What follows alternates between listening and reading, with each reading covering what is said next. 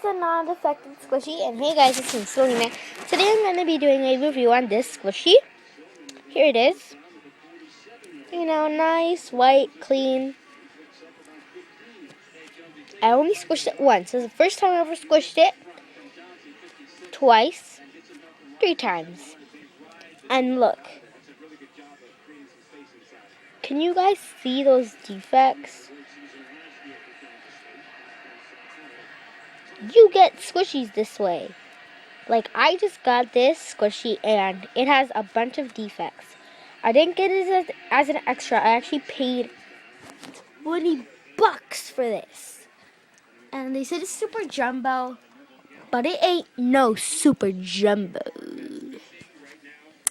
I'd rather get my money back and go get a king-sized. Paid $50.